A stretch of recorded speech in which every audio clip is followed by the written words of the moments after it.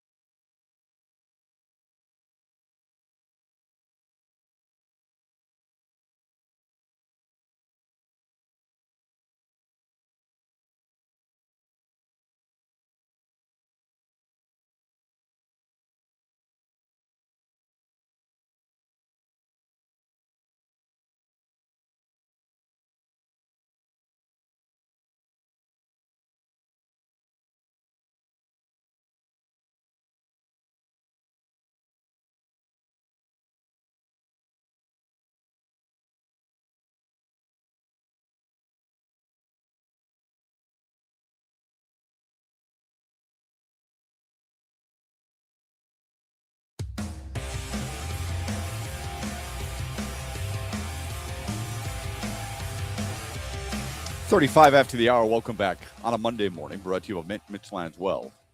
Brett, did you watch the World Cup at all? I don't know how much of a soccer guy you are. I don't think you have to be a soccer guy to enjoy the World Cup. I watched a little bit of it. Yeah, I thought it was pretty good. And I'm not a soccer guy. It's not going to make me say, all right, I've got to look at my schedule or the TV schedule and find out when the next soccer game is. It's not going to create momentum like that for me at all.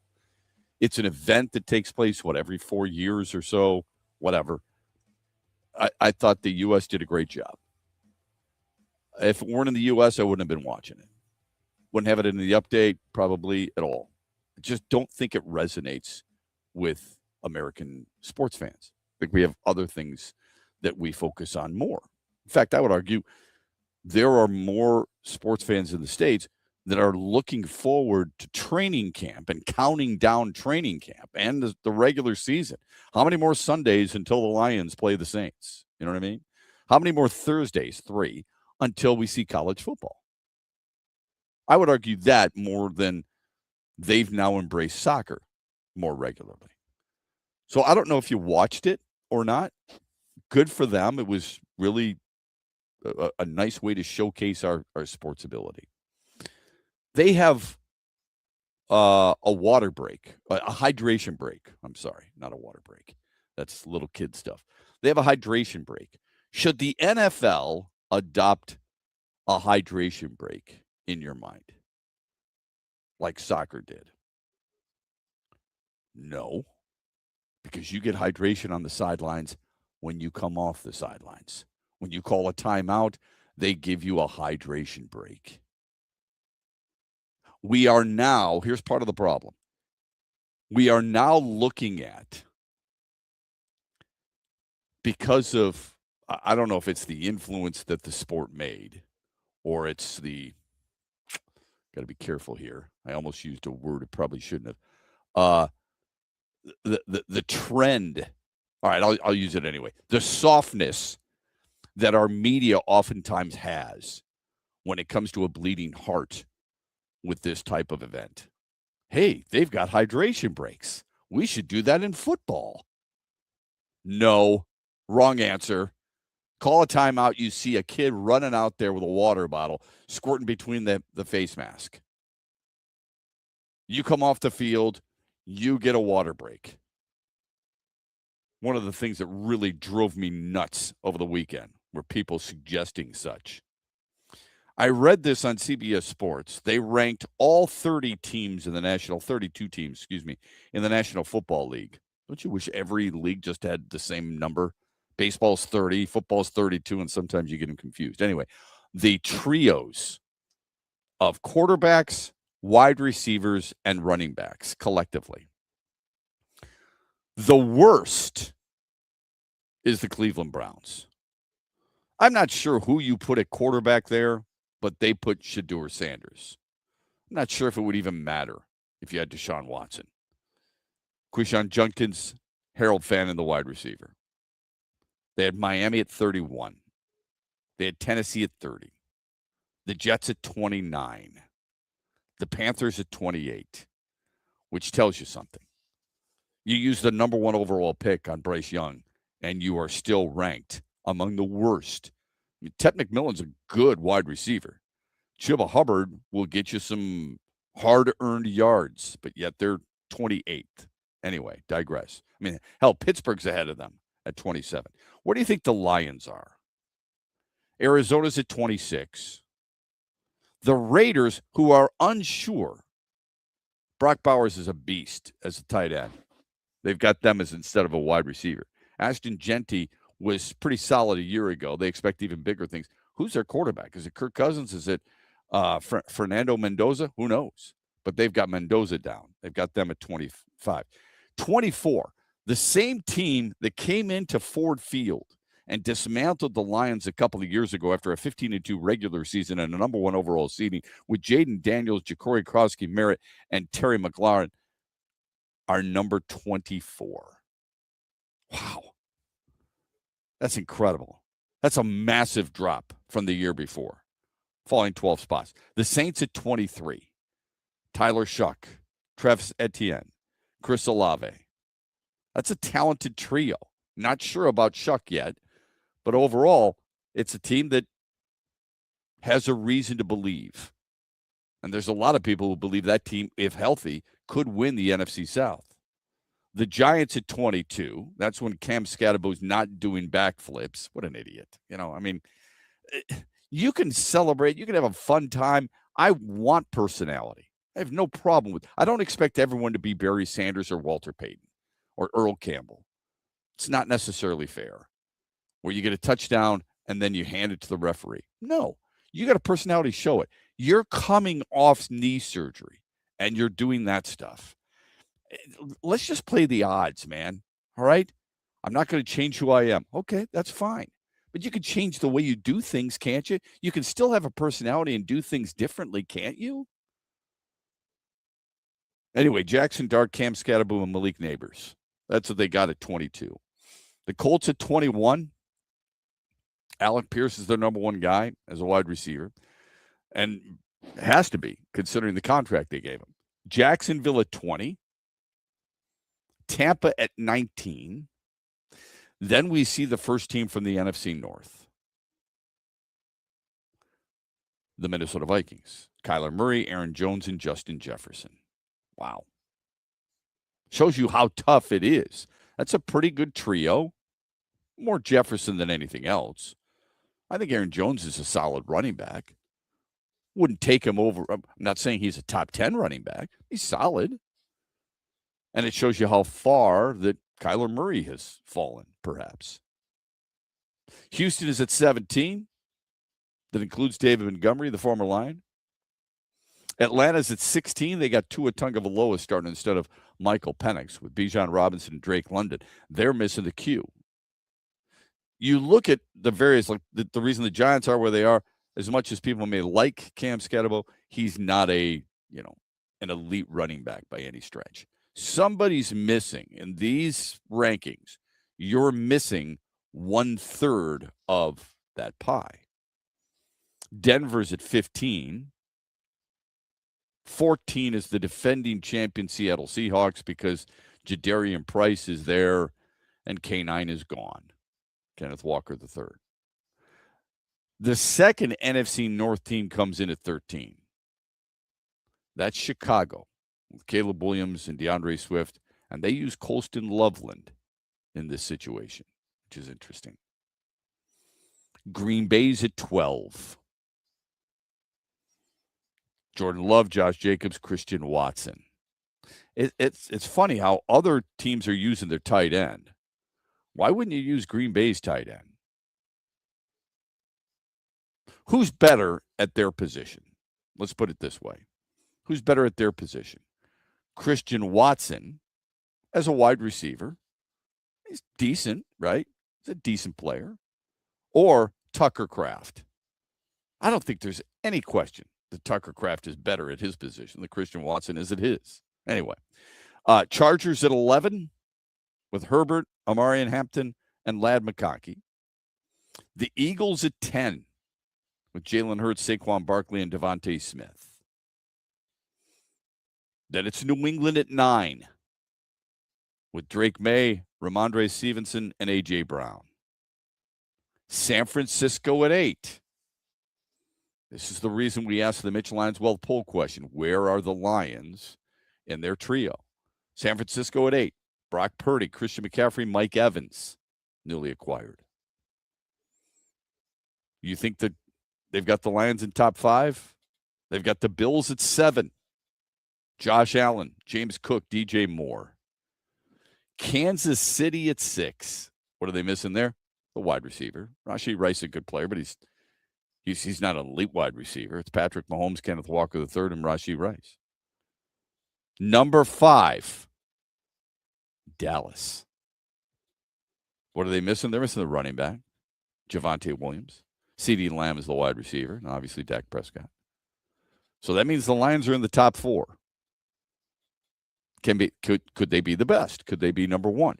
Baltimore is number 4, and Lamar Jackson and Derrick Henry and Zay Flowers. At number 3, the Lions with Goff, Gibbs, and St. Brown. Here's what they write. Here's what CBS Sports writes. It's been a remarkable rise for the Lions, who started from damn near the bottom and are now here ranked inside the top 3. Goff is an incredibly consistent quarterback who has improved in areas where he was once deficient. Gibbs is arguably the most explosive player in the NFL, regardless of position. That's a good debate. And St. Brown is, like Goff, a model of consistency who's always in the right place at the right time and seems to rack up catches with relative ease. I don't think enough credit, at least in that little synopsis. And look, they've got a certain amount of time that they can actually, or a certain amount of lines that they can write about a player. So I don't want to be too defensive here for Amon-Ra St. Brown. I think what happens, though, is that people look at Amon-Ra St. Brown and say, well, he's a good player. He's very consistent. Instead of being a playmaker. Think about it for a minute.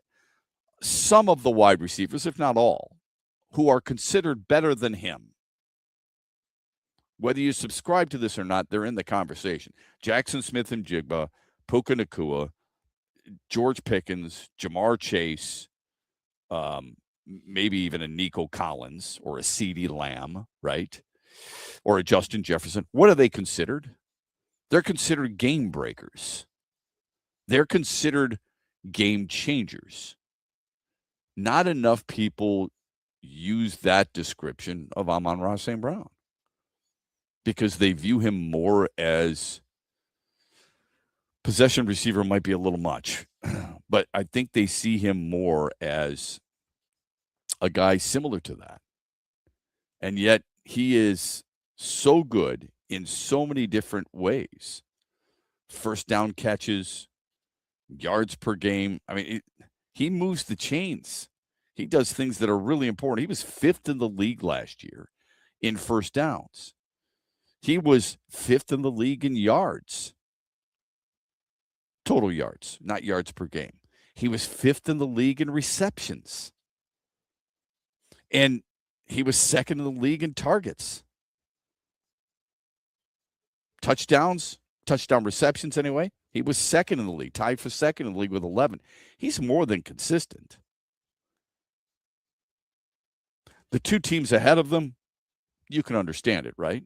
The Rams, you got the reigning MVP in Matthew Stafford, Kyren Williams, and Puka Nacua. Stafford slightly better than Goff. Gibbs is better than Williams. Nacua and St. Brown, pretty damn close. Most would give the edge to Nacua.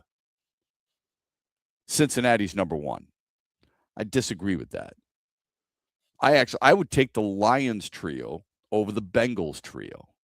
The only trio I probably would concede would be the Rams. But I think Detroit's got the second best trio, and that's the reason we asked the Mitch Lanswell poll question. Are they top 3? Are they top 5, top 10, or out of the top 10? If you're saying they're out of the top 10, you don't follow football. It's ridiculous. Speaking of ridiculous, our friend Jeremy Reisman, who does a really good job in Pride of Detroit, love the website, love the articles, makes you think. This headline caught my eye over the weekend. What defines a successful 2026 Lions season? He's not in the camp of calling Super Bowl or bust. He thinks that's a little extreme. Okay. That's his prerogative. What do they have to accomplish? The phrase, he says, Super Bowl or bust, is something just about every NFL team adopts every season. I totally disagree with that. I would say, I want you to ask yourself this for just a moment. How many, think about it, how many teams legitimately does the fan base believe will be Super Bowl or bust? Buffalo? Yeah. New England? Okay. That's 2 out of the AFC East.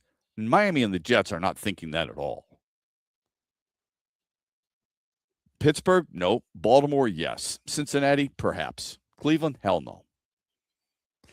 Probably at least half of every division, which means half the teams. Legitimately, people in Houston feel like they can do it. Tennessee? No. Indianapolis? No. Jacksonville? Maybe a fringe after feeling good about a 13-win season a year ago.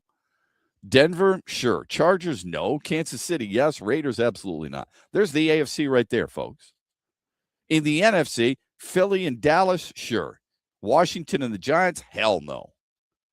In the North, do you think every team feels like it's Super Bowl or bust? I don't. NFC South, hell no. None of them think it's Super Bowl or bust. And in the West, Seattle, the Rams, Niners, probably.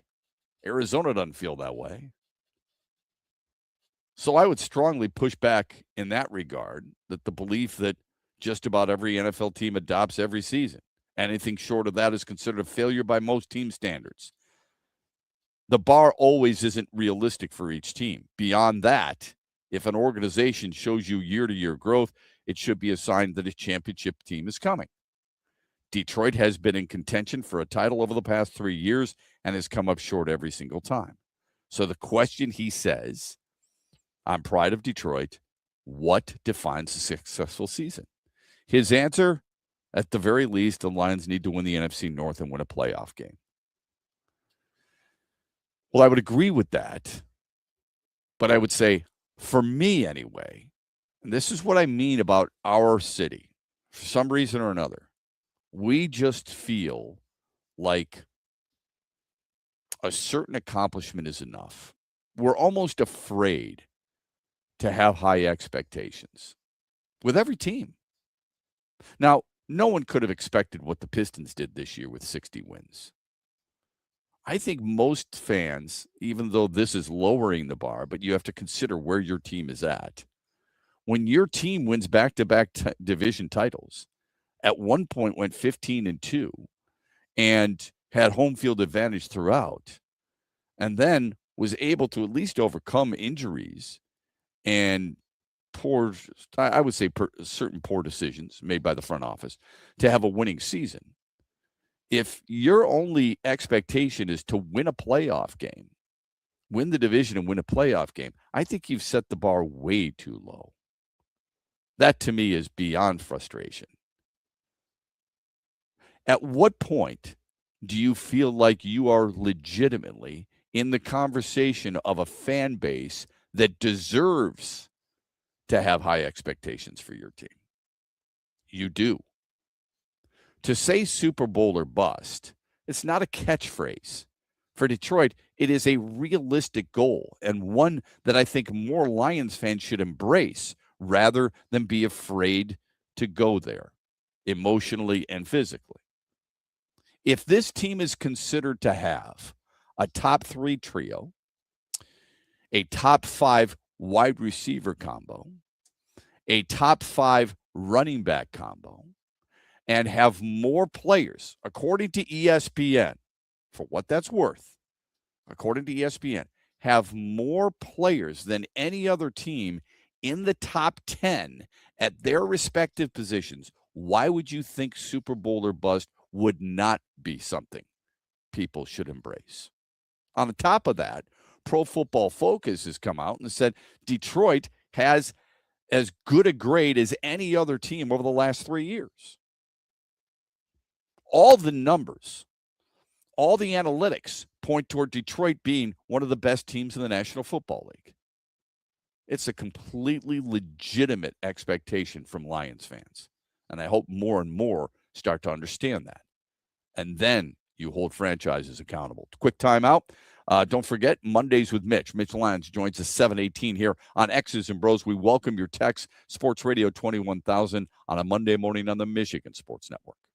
Huge here for my good friend Josh Garvey and the team at Dorn Mayhew, West Michigan, one of the world's top accounting, CPA, and business firms. Their worldwide headquarters are in Troy, Michigan, on the east side of the state. And Josh and his team connect with all the sports fans and businesses across Michigan. They bring you John Beeline on the Huge Show. They bring you Lomas Brown during the Lions season. They are a top shelf team when it comes to growth and understanding what their clients need. And mix in when we do the Beat Huge contests or the NCAA March Madness brackets. Thank you, Josh Garvey, for what you do for the Huge Show and the Michigan Sports Network. Simple and easy. Just find Doran Mayhew on all the social networks or just Google Doran Mayhew and find out how they can help your business. And again, a special thanks to Josh Garvey and the Doran Mayhew team in West Michigan. The stock market goes up and then it goes down. It's fine while you're saving for retirement, but as you get closer to retirement, it can cause stress.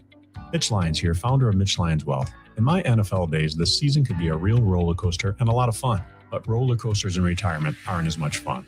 Do world events have you wondering if your retirement is safe? Will your money last even if the stock market were to take a dive?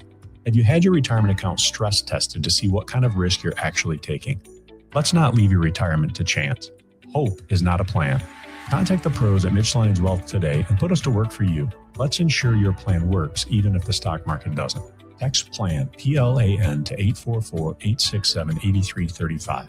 That's PLAN to 844-867-8335. MitchLyonsWealth.com, your best game plan to protect, grow, and win retirement. Investment advisory services are offered through MLW Advisory Services, LLC, DBA Mitch Lyons Wealth, a registered investment advisor. Make ways for a great cause at Stand Up for the Cure Lakeshore, a paddleboarding event at Ross Park in Norton Shores on Saturday, July 25th. You can grab your paddleboard and your sunscreen to raise critical funds for breast cancer research and awareness programs. Register for Stand Up for the Cure at SUFTC.org.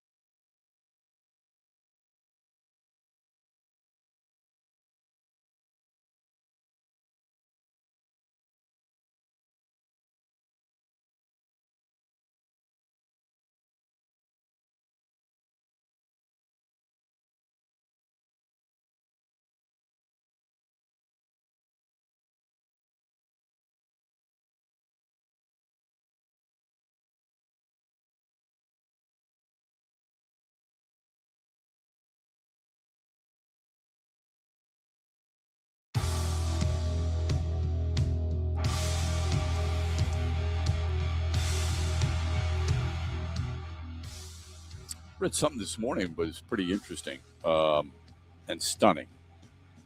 According to Steeler Nation, follow their account, the Steelers could still be in on C.J. Stroud. Could be a last resort. Why would a team like Houston, that has, I think, legitimate, at least AFC championship hopes, why would they trade their quarterback or franchise quarterback?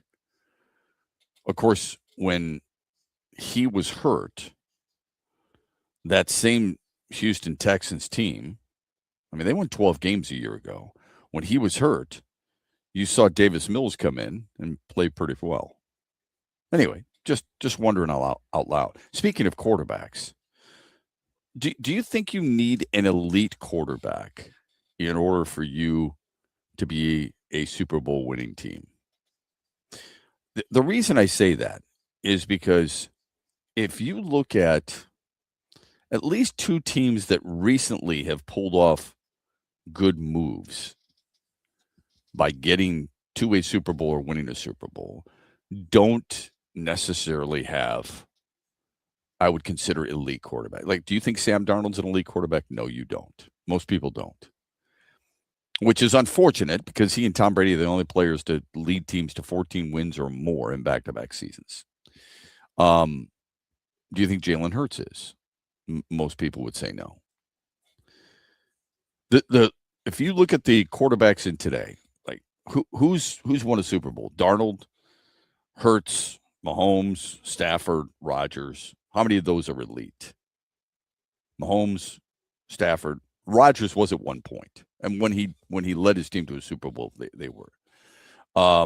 Drake May has reached a Super Bowl. Those guys have won it, is what I'm saying. The guys who've reached a Super Bowl: Drake May, Brock Purdy, Joe Burrow, Jared Goff. Are they elite? Joe Burrow, I mean, when healthy, Jared Goff's a top 10. Is that elite status? I would say elite is probably top 5. Josh Allen's top 5. He's won an MVP. They haven't made it. Lamar Jackson's elite. He's won 2 MVPs. They haven't made it. Justin Herbert hasn't even won a playoff game. Dak Prescott, blown out at home by Jordan Love in Green Bay a few years ago. Caleb Williams, no. Jaden Daniels, no. Trevor Lawrence, no. Jordan Love, no. Bo Nix, Baker Mayfield, Daniel Jones, C.J. Stroud, Cam Ward. Come on. So do you need that guy to be an elite player at his position? I think the belief is, for most, you do. I used to be under the impression you had to have at least a top 10 quarterback, even though there have been examples of guys who are not in the past. I don't know if anyone would ever say Bob Greasy is one of the greatest quarterbacks of all time. He's got a couple of rings, you know? Fran Tarkenton, when he retired, was one of the best of all time, got to the Super Bowl, but lost all 3 times. Jim Kelly, one of the best of his era, got to the Super Bowl 4 times, lost all 4 times. How do you figure that? How do you get a guy like Joe Theismann or Doug Williams or Trent Dilfer or Jeff Hostetler winning Super Bowls and certain guys not winning, like Dan Marino?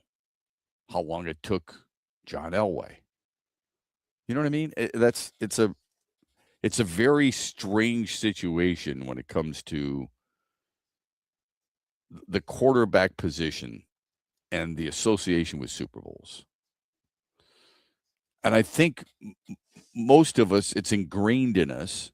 And I understand why, because it's been ingrained in me for a long time. And I'm not saying just because what Sam Darnold did last year or what Jalen Hurts did a few years ago means that automatically I think that's how you have to be. No.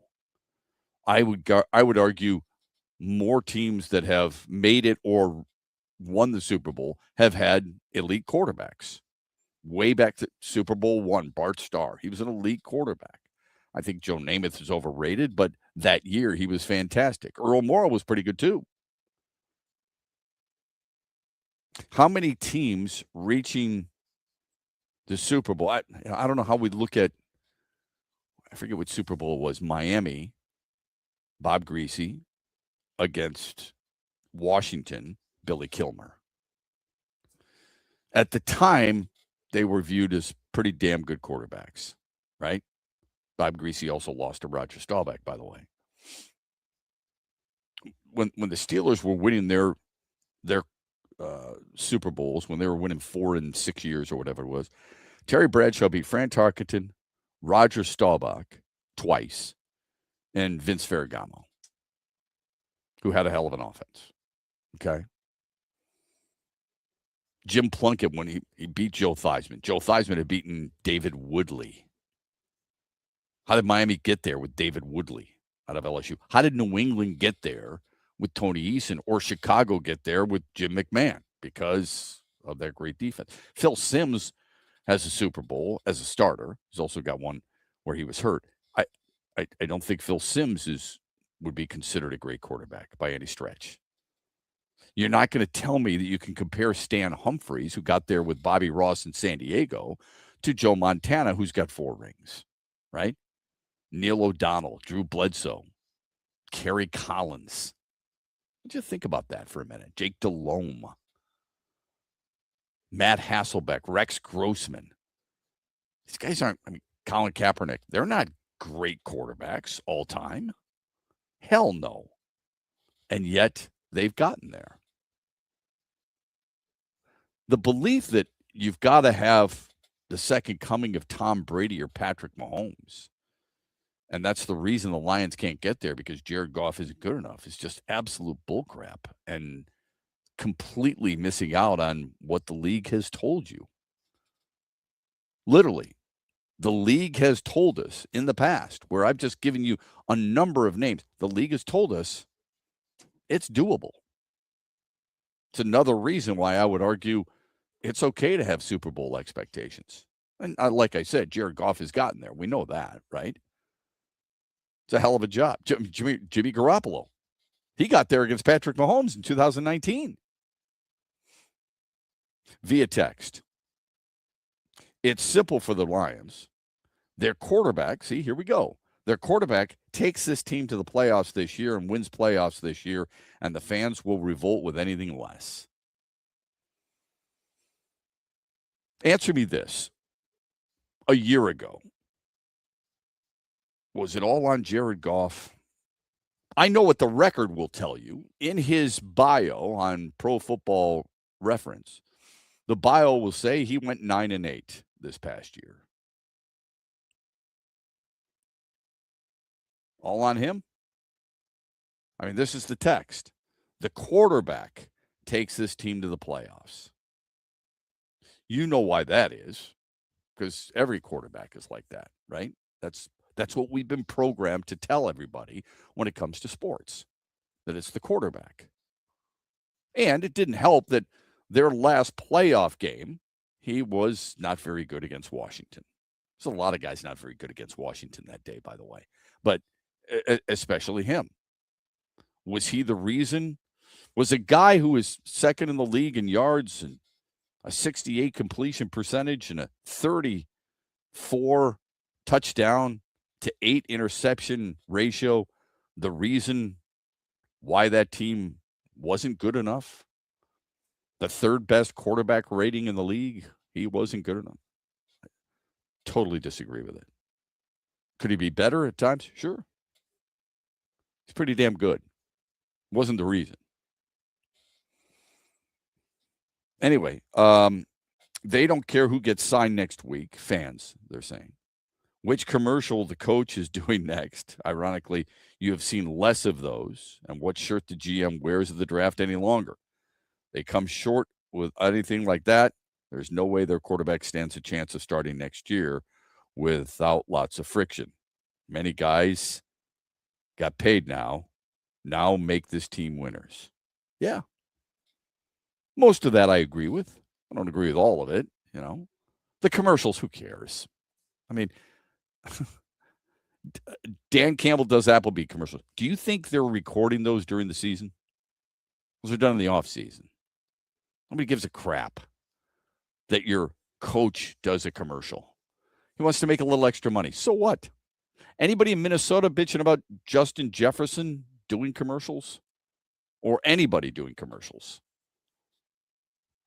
When it first happened, it was like, oh, this is great. I mean, Detroit's getting recognized. Now it's, well, sorry, man, you're wasting too much time. I think that's ridiculous. It's not like he hasn't poured over tape and gotten ready for the season. We'll ask Mitch Lyons about that. He played in the NFL. We'll talk with him on the other side. Mondays with Mitch here on X's and Bros when we come back, brought to you by Meijer. Get a jump on back-to-school shopping with hot deals on Meijer brand must-haves. Stock up on school supplies for $1 or less, including Meijer 70-sheet notebooks, glue sticks, 2-pocket folders, and 10-count washable markers. Plus, save on breakfast favorites like select varieties of Meijer toaster pastries, pancake mix, syrup, and instant oatmeal, all just $1.79 each. Good life quality and real low prices. Only at Meijer. Exclusions apply. See the Meijer app for details. Get ready for the hottest Saturdays of the summer at Soaring Eagle Casino and Resort. Now through August, we're dropping over $1 million in free play. Every hour from 11 a.m. to 11 p.m., 10 winners score $600 in free play. $1 Million Summer is back, so don't miss your shot at big summer wins. Only at Soaring Eagle Casino and Resort.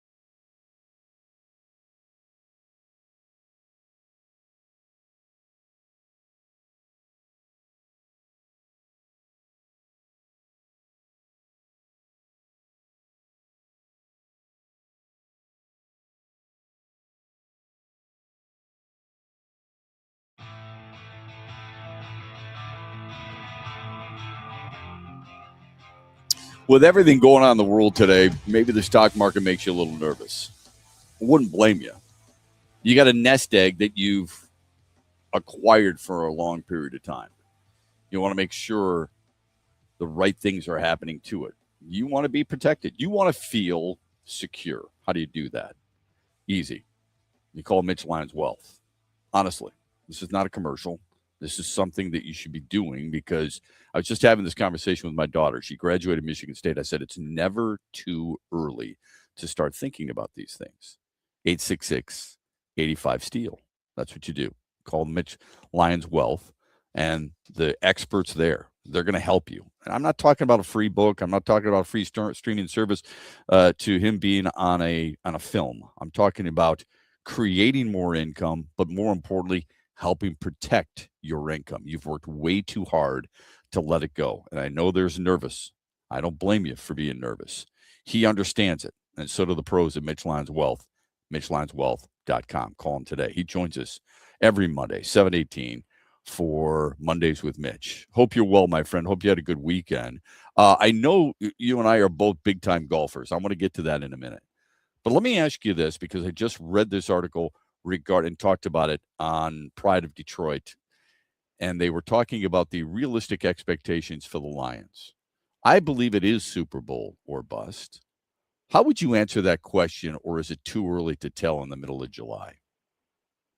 Oh, you always got to have an opinion at every point. I might have a different opinion at the end of the year, but I think right now, Shep, this team's primed to have a really good year. I mean, they addressed their biggest issues last year, which was the offensive line.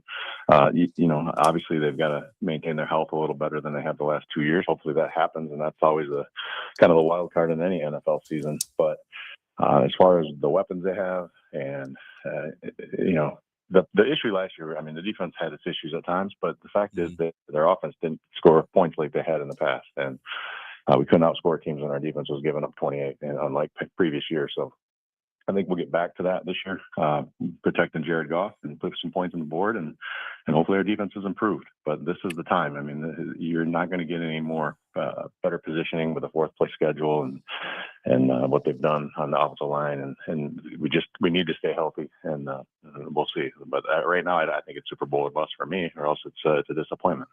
Good. And I think it's okay to have high expectations. I mean, you're a proud Spartan. You have high expectations for your basketball team, and rightfully so. You have high expectations for your hockey team, and rightfully so. You expect your football team to be better than it was a year ago, and rightfully so.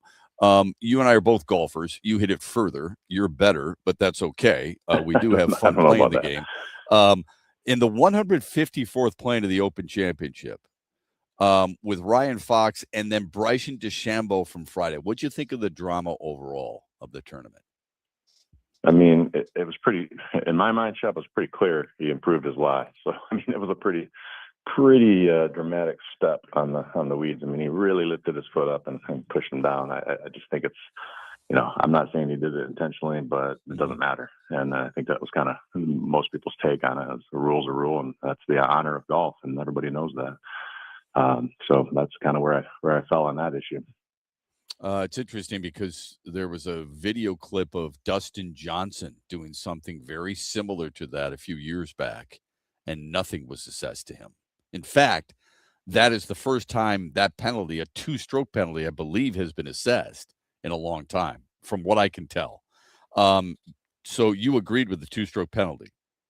Is what you're saying. I thought so, honestly. I mean, it just seemed pretty. It seemed, in my opinion, it looked intentional. But whether it was or not, I mean, I think he definitely stomped him down and improved his takeaway. And that's the whole key. I mean, his ability to take away the club without being interfered with. Right. That's what the big key snagged was. Up. Yeah, and I agree with you, by the way. Is this the first time you and I have talked since Steve Yzerman has been moved to a different position within the front office of the Red Wings? What are the most important characteristics the Wings should look for in a new GM, do you think? Yeah, I mean, I think it's all the same leadership qualities you look really at any head position like that. It's character, it's knowledge, it's a track record, a resume that speaks to the fact that they can get the job done, and trust. He has to earn trust, but he has to bring that in from the record, from his history. So I think they have to go out and get somebody that's established and proven it, and it'll be interesting to see. And obviously, it kind of opens up the chat on the Dylan Larkin conversation. I don't know what happens there, but it'll be interesting to see how this all plays out. Yeah, I would also argue a calculated risk. You'd like a general manager who takes more of a calculated risk. I'm not saying you just do whatever you can, because oftentimes the people who are saying that aren't really exposed to being criticized or held accountable for that. But a willingness to risk certain situations for your franchise to make it better at the time is something that I think is important too. And I don't think Steve Yzerman has done that. How close do the Tigers have to get before you start to believe? They are a -7 right now in terms of 500. There's 7 games under the break even. I know a lot of people who are big Tigers supporters will argue that they are a +31 in the run scoring differential, which is second best in the division. Those same people don't believe in the Chicago White Sox, even though you could give them a +45. But what do you think what do the Tigers have to get for you to make you a believer, or are you already a believer? I'm a believer already, Shep. I think they lost a couple before the break, but they came out, they won their first series. Again, continuing to get great starting pitch, and we'll see how it plays out. But I mean, I think they've got a real shot to close the gap, whether it's wild card or division lead. But all you got to do is get in, and they got a really good staff of arms in a short series. Assuming they still have all of them in their arsenal. But I think you put this team in a short series, and with the pitching we have, I think starting pitching, I think if we'll let them go past the 5th inning when you got a Cy Young Award winner out there. So that's another story altogether. So I'm a believer. I think they can get it done. Yeah, 13 days left before the trade deadline. So you're running out of time as you get ready to take on the Cubs in the first of a 3-game series here tonight. Mitch Lyons Wealth joining us here Mondays with Mitch. It's every Monday, 7:18. Call him today, 866-85-STEEL. I know the market has made a lot of you folks a little nervous, and you're wondering what's going to happen to your nest egg. You want to protect it? Make sure you call the experts at MitchLyonsWealth.com. Kevin McGonigal is the best Tigers rookie since who in your lifetime? Well, it rhymes with who. I think you got to go back to Sweet Lou. He had a pretty good rookie campaign way back in 78, I believe it was.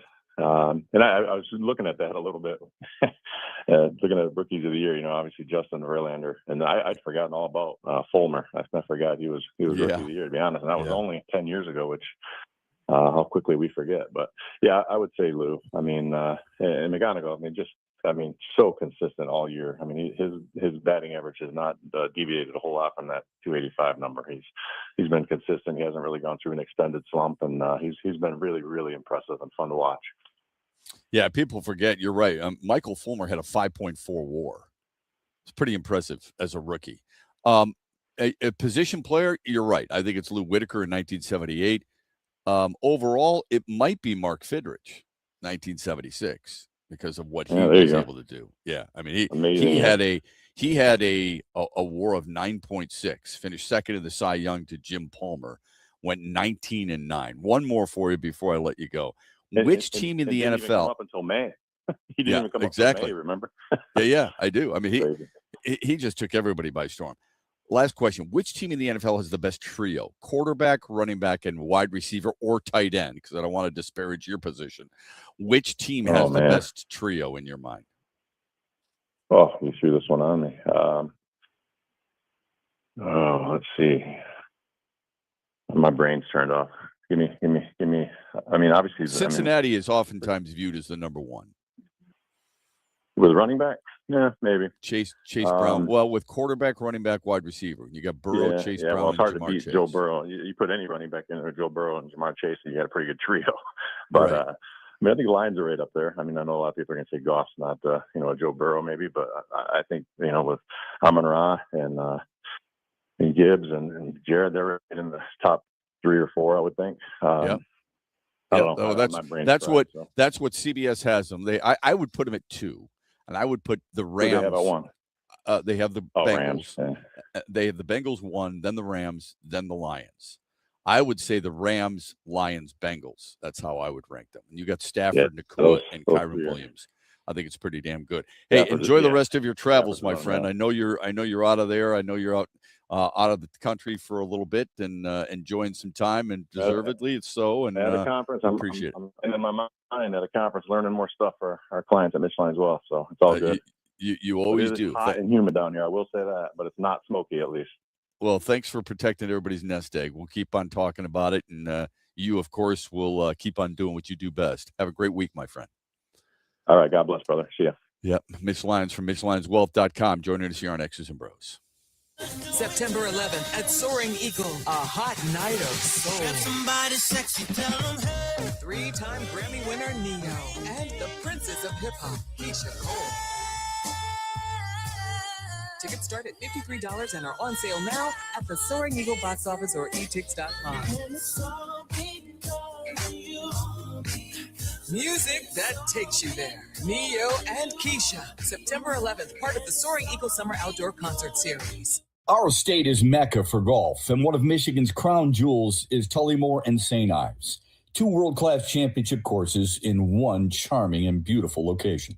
The golf is challenging but fair. You're going to use every club in your bag. But let me tell you what makes Tullymore really special. It's the people. From the wait staff to the bartenders to the pro shop and the management, their sole purpose is to give you a memorable experience, and they do. Go to TullymoreGolf.com today and experience a Michigan masterpiece.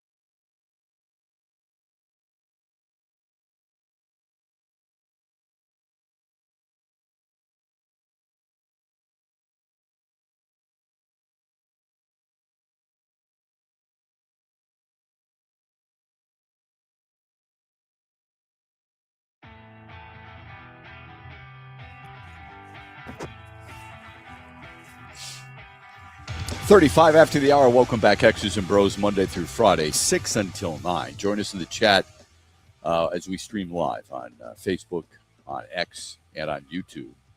You can call us on the Meijer hotline, 866-838-4843, or just text us, Sports Radio 21,000. Tigers fall a run short in L.A. to the Angels 3-2. The bright spots were Kevin McGonagall's home run in the first and Riley Green's home run in the ninth. Still, Detroit playing good ball. Drew Anderson struggled yesterday. Could not find the strike zone. The Tigers are 6.5 back in the division, 4.5 back in the wild card race. On top of that, Casey Mize, according to A.J. Hinch, dealing with some groin tightness, which makes you worry about him a little bit and whether or not he makes his next start. We've seen too often this year the injury bug. Every team's dealing with it, folks. Every team is. Detroit is not special in this regard. It's how you overcome those injuries. You have to expect them coming in. All right. So here's a guy who has made, he's made 15 starts. I think Framber Valdez has made more starts than anybody else on the Tigers. I think 19, 20. So he's missed a couple that he should have made. I would say 3 to 4. Let's hope it's not a lingering thing, a long-term thing, if for no other reason. Even if this team doesn't make it, I don't know what their trade deadline plans are. I've seen more and more so-called experts say they should not trade Mize, they should not trade Skubal, and they should go for it. If that's how you feel, that's fine. Okay, I respect the opinion. I don't agree with it, but I respect the opinion. You better add. You better add something in the playoffs. Okay, you got to get a player who's going to help you climb your way over the top, and it's got to be offensively. You and I both know that, right? And we saw Hunter Goodman, the catcher for the Colorado Rockies, yesterday hit 3 home runs. He's got 30 bombs. Everybody thinks he's going to get traded because Colorado's terrible. They need something, right? So he's going to get traded to a team that's needs a catcher. Go to Boston and see if he puts them over the top. It will be very interesting to see how the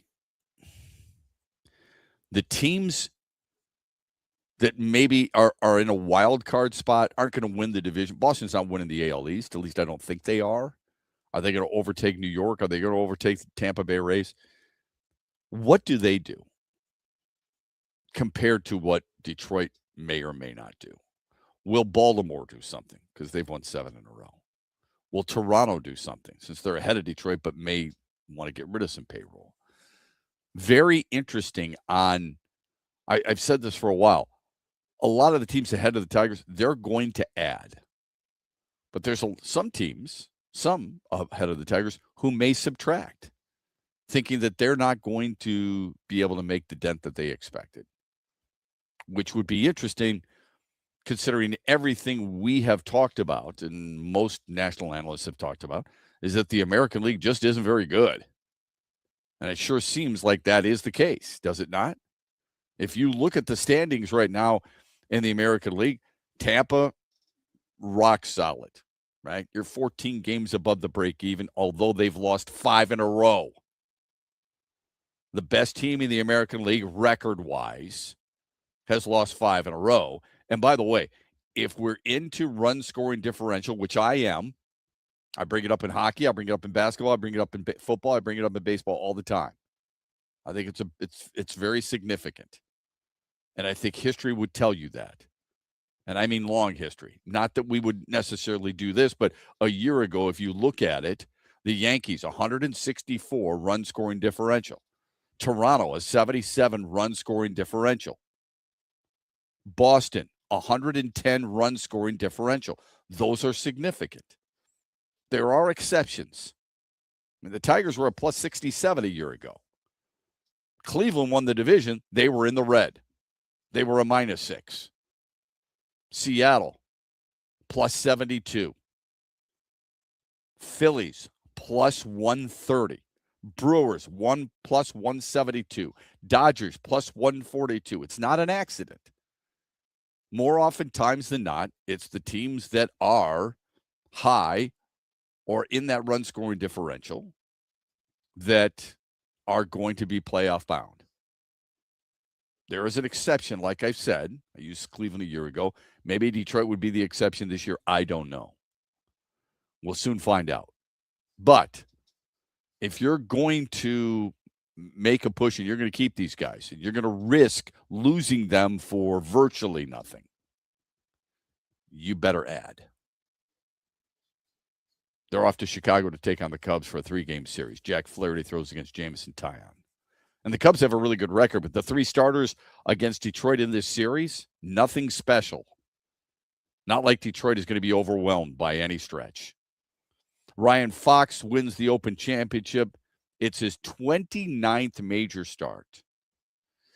He was at one point, Ryan Fox in this tournament was 85th. That was after round 1. Was in danger of missing the cut. 52nd after round 2. It's a really cool story. I thought perhaps the best part of the story was the NBC cameras were in there while he was on the phone with his family. And it was pretty emotional. What a relief it was for him to finally get that win. And now more and more people will think like, you know what? He can do it. I can do it too. He had birdied 4 of the last 6 holes. Spain wins the World Cup. They beat Argentina 1-0. They allowed just 1 goal the entire tournament, the World Cup record. I saw so much on social media suggesting this was such a great final, and I thought, can it be a great final if a team doesn't have a shot on goal? That was Argentina. They didn't have a shot on goal. In regulation time, whatever it is, 90 minutes plus, did not register a shot on goal. Their goalie was phenomenal. Made 11 saves, I think, which was a World Cup record, at least in regulation. You're trying to tell me that was outstanding, even though there was no shot on goal. Can you imagine a hockey team not getting a shot on goal? I mean, Carolina won a game with 9 shots, and people were complaining about it. A football team that's getting shut out and doesn't have a chance inside the red zone. Baseball getting shut out and not having a hit. It could be a great final. To me, I didn't understand that mindset, to be honest with you. But I think it changes because we just want to be liked by the entire world. Here's the Mitch Lions Wealth Poll question. Where do you rank the Lions trio of Goff, St. Brown, and Gibbs? Top 3, top 5, top 10, or out of the top 10? Vote as often as you want at XB Mornings. We give you the results in the 8 o'clock hour tomorrow. You can text us, Sports Radio 21000. The Lions, this is a different list that I'm going to read about an NFL position, a really important position. I'm going to read a different list. But first, I want to reiterate a question that a friend of mine, Tim Twentyman, DetroitLions.com, tweeted out over the weekend. Besides Jared Goff, who's the most irreplaceable? I don't want to use the word important because they're all important, all right? But irreplaceable Detroit Lion. I think it's a probing question. I think it's a really interesting question. You could make the argument for a lot of guys, but Jared Goff, obviously, because first of all, the position. Second of all, there's no way you're comfortable with Teddy Bridgewater. It's like your underwear is 2 sizes too short. It's just, there's a fit there, but it's not comfy at all. And it sure as hell isn't Luke Altmaier. You lose Jared Goff, you're, depending on when you do it, you're making a move to find a solid player who can compete. You're trading for fill in the blank. Go ahead and say Jimmy Garoppolo. I don't care. But you're going to trade for somebody. Okay? Because it's just you cannot win without him. Most good teams right now, you would probably say the same. whether they're a phenomenal player or not. In order for Philadelphia to win a championship, they're going to need Jalen Hurts under center. I doubt Andy Dalton, who's their backup, I doubt that's going to work. Most people would say, I don't think so. Ty Simpson coming in for Matthew Stafford is too big of a drop-off for them to overcome. So Jared Goff's the obvious question, the obvious answer. So besides him, who else would it be? I'm not saying it's easy for Isaiah Pacheco or for Jahmyr Gibbs because you got Isaiah Pacheco, but the drop-off isn't nearly as steep. Who would be the guy that if you lost him, like even Jameson Williams, as good as he is, many people feel like Isaac Tesla can help you out. If you lost a guy like Christian Mahogany, if he were your starter, Juice Scruggs, even though we haven't necessarily seen him play that much, are you really losing that much? Aiden Hutchinson. I don't want Tyler Lacey in there, but if DJ Wanham and Derek Moore and Tyler Lacey and Tyree West and Peyton Turner could somehow, it's not ideal. I get it. If you lose Cade Mays and you got to go to Michael Neese, you're as stuck as you were a year ago, right? And it would be a very weak situation for you. That's number one. If you lost Jack Campbell, calling the defense, playing sideline to sideline, as good, and you got to go with all due respect to the former Spartan, Joe Bachie, you're in deep trouble. Now, I really don't. I don't think they're unlike many other teams, but I do believe there are a couple of guys, more than a couple of guys, but those specific guys, if you're done with them, if they are injured for an extended period of time, your team is going to take a massive step backwards. I get the quarterback position and how important it is. I'm not disrespecting that by any imagination. I think it's the most important position in sports, that and goalie in the National Hockey League. But man, those two guys, Cade Mays, Jack Campbell, they are going to be vital for your team's success. One of the reasons, Mitch Lyons just said it too, one of the reasons this team was a shell of itself from a year ago, even the offensive numbers were looked really good, a shell of itself is because of the interior part of the offensive line. You had a rookie, for all intents and purposes, a rookie at the other guard spot, and then a guy who's playing out of position. Now you've got a rookie who's got at least 1 year under his belt, looks really good. And you've got a veteran who's come in as a multi-year contract free agent who's supposed to stabilize it all and and should stabilize it all. He's a good player. His numbers at Carolina will tell you he's a good, solid football player. He's a center.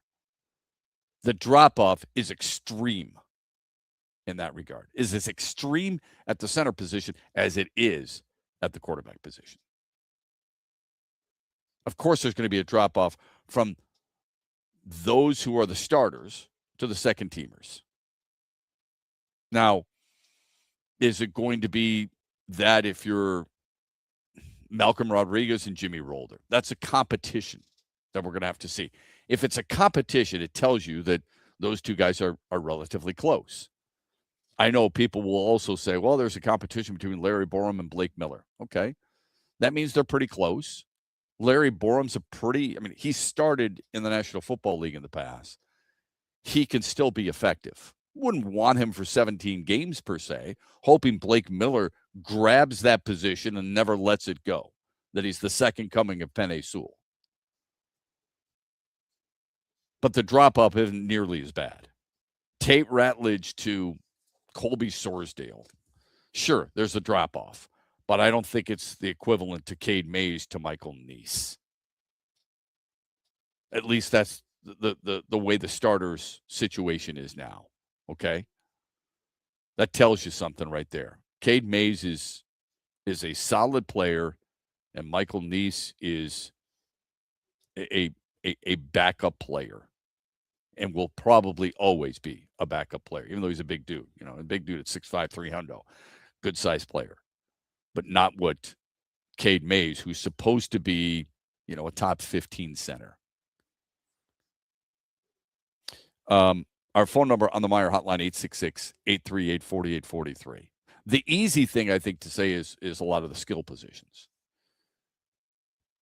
They got by, not that it's ideal, they got by without a guy like Sam Laporta a year ago.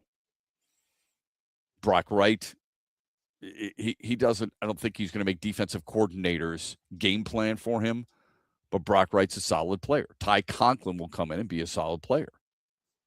I don't know if you want to go as deep as Jackson Meeks, but we're just talking about backups here. Who was it for you? Who is it, that guy? Forget about kickers for a second, okay? We're not talking about Jack Fox or Jake Bates, either one of those guys. But who's the backup or the one position? Even a guy like Kirby Joseph, for as important as I think he is, and as much as I want him back, Chuck Clark can play. DJ Reed, if he goes out, Rock Yassin, I'm just using a name, he can play. He's going to be out there for you. A guy like Keith Abney could come in and take a spot. He might even be a starter, for crying out loud. If he goes down, we don't know what would happen if he goes down, because we don't know how good of a pro he can actually be. Derek Barnes, Damone Clark he's got some tread on the tires, right? Even though he's only 26 and didn't necessarily have a sack a year ago, but he's played in Dallas. He's played in Houston. He's got some experience under his belt. He's not a huge guy to get after the passer, but he's got experience under his belt, and he's not going to be Derek Barnes, but he's a guy that you could use in certain situations, and we'll see playing time either way. Cade Mays is healthy. Michael Neese ain't playing. Sometimes that's the best way to put it. Jared Goff's healthy. Teddy Bridgewater ain't playing. Jahmyr Gibbs is healthy. Isaiah Pacheco's at least getting a little bit of touch here and there. I would say it's Cade Mays would be right behind a guy like Jared Goff in terms of the one guy you cannot afford to lose.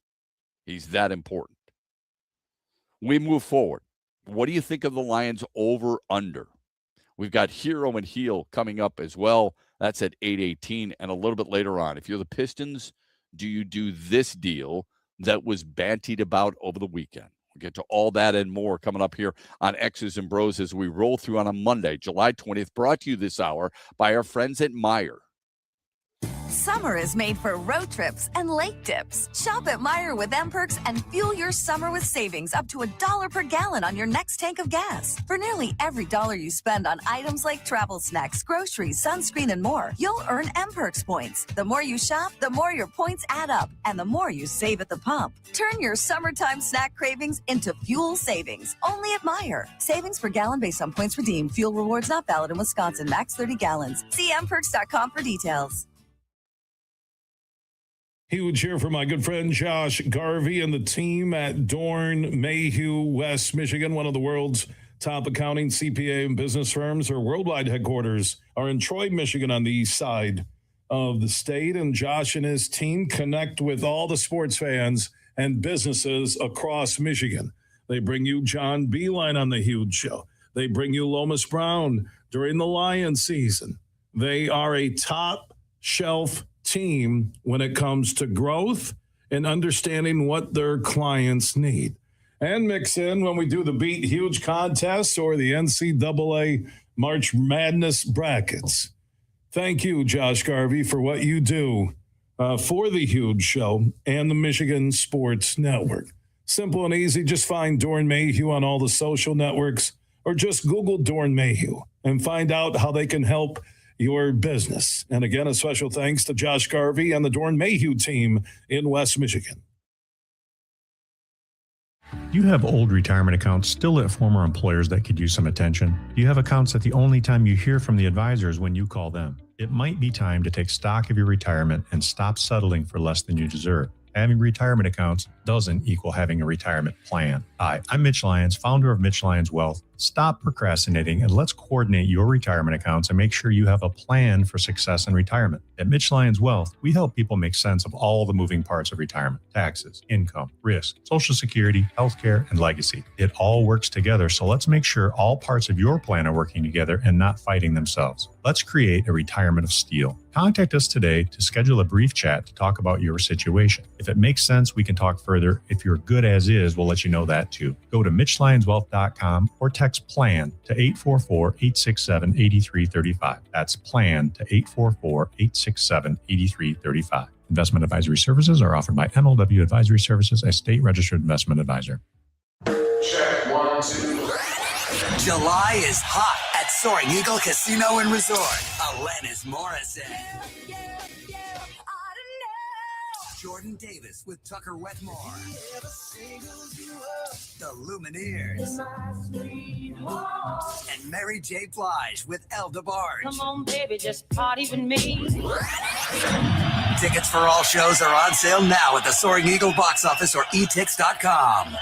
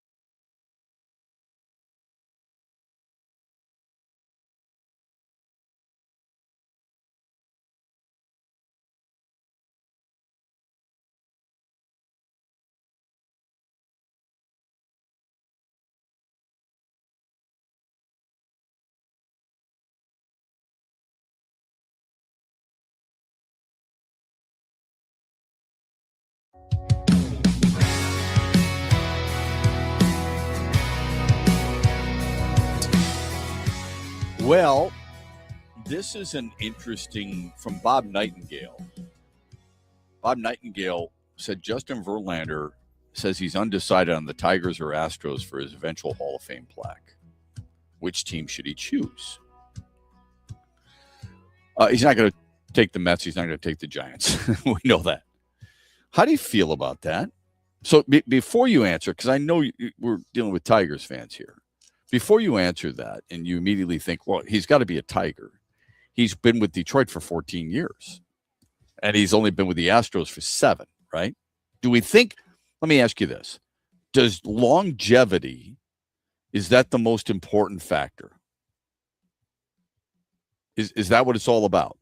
How long you were with a team? Or does it matter what you do with that team? Well, the reason I say that, Brett, let me ask you, do you think most people, most Tiger fans love Sparky Anderson? Yes or no? Yes. Okay. Sparky Anderson spent 17 years with the Tigers. Mm-hmm. He spent 9 years with the Reds. He's in Cooperstown with a Reds cap on. Twice as long in Detroit, about twice as long.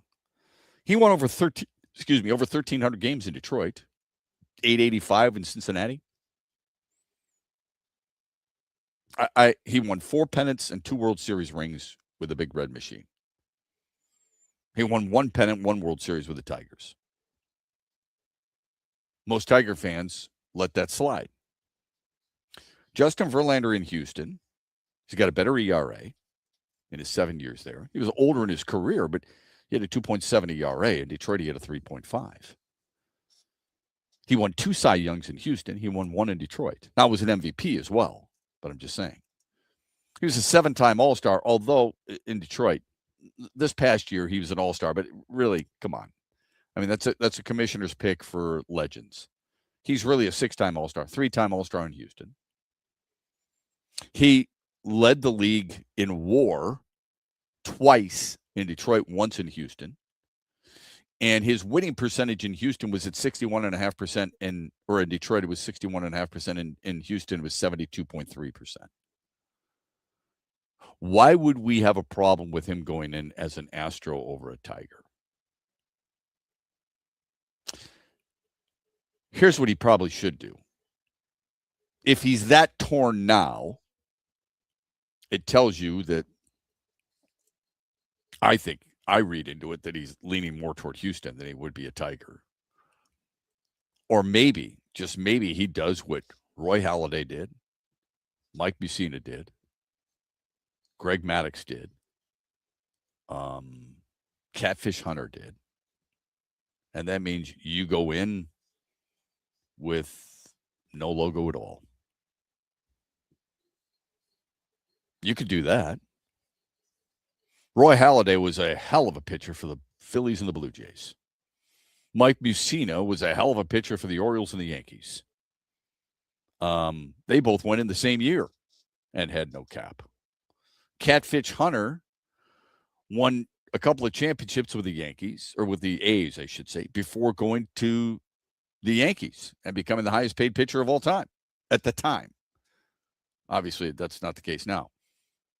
Greg Maddux, he had 23 seasons in Major League Baseball, divided between the Cubs and the Brewers. Okay?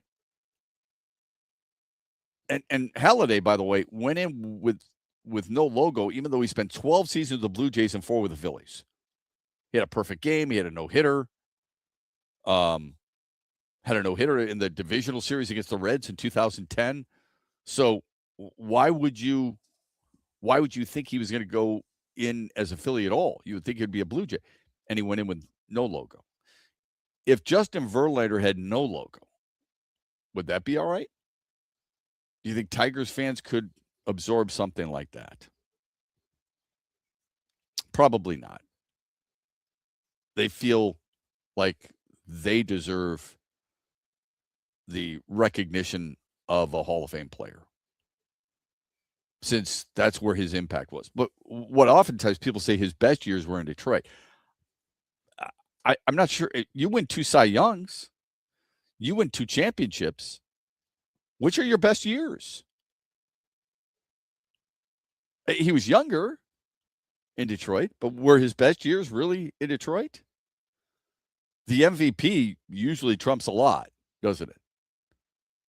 Because not many pitchers, a little less than 30, 26, 27, I believe, have been named MVPs. Just because he was here longer doesn't mean that's an automatic reason for him to go in as that type of representative. I just gave you Holiday as an example and Sparky Anderson. Sparky Anderson got his number retired on the outfield wall. It's not Bill Freehan. I want you to think about that for a second. Bill Freehan won a championship, didn't he, in 1968? Damn right he did. Bill Freehan was an 11-time All-Star. He won 5 Gold Gloves. He played for one team in his entire 15-year career, the Detroit Tigers. He's one of the better catchers the franchise has ever had. He wore number 11 before George Sparky Anderson. Anderson spent 9 years here as a manager, and he's the one who gets the number retired instead of Bill Freehan. That seems odd to me. Not that Bill Freehan's a Hall of Famer. You could make the argument he should be, but he's not. Home runs probably did him in. He only had 200 home runs. Only. But who was the better Tiger? Bill Freehan was. How come we're not up in arms about something like that? Seems odd to me. Somebody had commented on Bob Nightingale's story and said, as a lifelong Tigers fan and a Justin Verlander fan since 2005, I'd get it if you chose the Astros, but I'd be sad. I think that's well put. I would understand that too. I would definitely understand that. But I'd be sad about it for sure. We had mentioned this earlier in the week, last week. ESPN has their annual, in talking to executives and scouts and players and coaches, rankings of the top 10 of NFL players at each position. And for the Lions, Amon-Ra St. Brown was in there at number 5 among wide receivers. Ja'Marr Chase was number 1. So I wondered a little bit. Okay, fair enough. That's cool. How about some other websites? What else would a website tackle that type of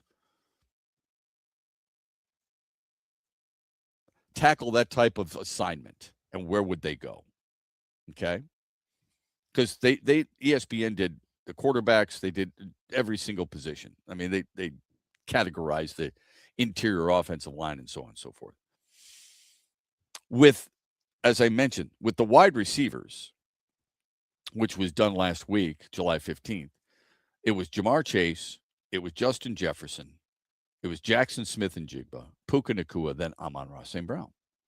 Pro Football Focus uses a different system, which is fine. They've got Puka Nacua number 1. They've got Jackson Smith and Jigba number 2, Justin Jefferson number 3, Ja'Marr Chase number 4, and Amon-Ra St. Brown still at number 5. And then they go A.J. Brown, which is interesting because A.J. Brown was listed at number, I believe, 9 on the ESPN one. Here's what Pro Football Focus wrote about Amon-Ra St. Brown. And I understand the numbers associated with Pro Football Focus gets a little old. He has been steady as they come over the past 4 seasons. His Pro Football Focus receiving grade since 2022 ranks 2nd in the NFL behind Nacua. No receiver has been better at moving the chains, as St. Brown's 285 combined receiving first downs and touchdowns over that span are 16 more than any other wide receiver. The former 4th-round picks, 33 receiving touchdowns over the past 3 seasons, also lead the NFL. With all that said, if that's a major part of what they're using to diagnose and determine what the number 1 receiver or number 2 receiver should be, let me ask you this. Why is he number 5? I'm not saying he's the 2nd best receiver in the National Football League. He's a top 5 guy. There's no question about it. But based on those numbers, the Pro Football Focus grade, which is number 2 to Nacua, the moving of the change, which is better than anybody else, the receiving touchdowns, the yards, how is he not better than number 5? Could you make the argument? The answer to this is yes. that Amon-Ra St. Brown is underrated from the National Football League standard of wide receiver. Perhaps that's your hero or heel. On the other side, we get to our hero and heel. Best of the week, worst of the week. That's next on X's and Bros, brought to you by Soaring Eagle Casino and Resort. In the Den with Dan Dickerson. It's a new day to celebrate and be free. And it's a new day full of action and excitement because it's a day for winning. Only at Soaring Eagle Casino and Resort. Soaring Eagle Casino and Resort, your getaway reimagined.